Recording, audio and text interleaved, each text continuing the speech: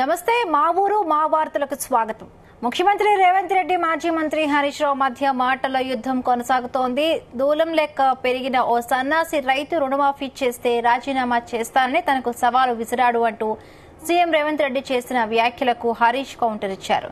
తన ఎత్తు మీద ఎందుకు అసూయ, నువ్వు లిల్లీపుట్ అంతా ఉన్నావు అనలేనా అంటూ హరీష్ రావు కౌంటర్ ఇచ్చారు. రేవంత్ రెడ్డి మాటలు మోరీల కంపును మించాయన్నారు.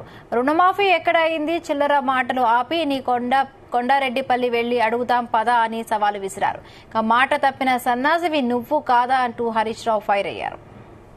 తాటి చెట్టంత వెరిగిండని, దూలమూల వెరిగిండని, దూడకుండంత మెదడు లేదంటాడు, సన్నాసి అంటాడు, ఏడదాక్కున్నాడు అంటాడు.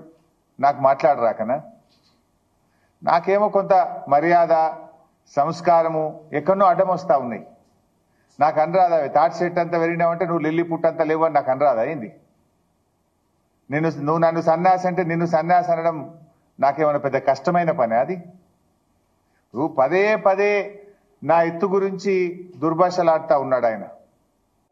ఏం మాట నిలబెట్టుకున్నావు సన్యాసి అని నేను అనరాదా? ఏంది నాకు? మాట తప్పిన సన్యాసి, మోసం చేసిన సన్యాసి అని 100 సార్లు అనగలుగుతాను నిన్ను. కానీ నాకు సంస్కారం ఉన్నది. నువ్వు ఎన్ని అబద్ధాలు ఆడినావు. ఈయనట అన్ని మాటలు నిలబెట్టుకున్నాడట. ఏం చెప్పినావు నీ మేనిఫెస్టోలో? 100 రోజుల్లో 6 గ్యారెంటీలు అమలు చేస్తా అని మాట తప్పిన సన్యాసివి నువ్వు కాదా?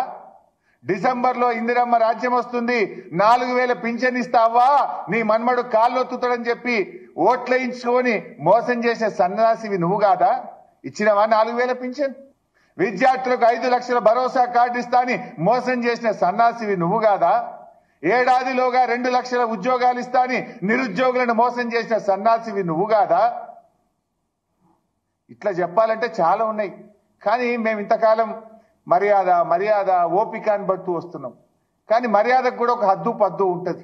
తాటి చెట్టంతా వెరిగిండని, దూలమూల వెరిగిండని, దూడకుండంత మెదడు లేదంటాడు, సన్యాసి అంటాడు, ఏడదాక్కున్నాడు అంటాడు.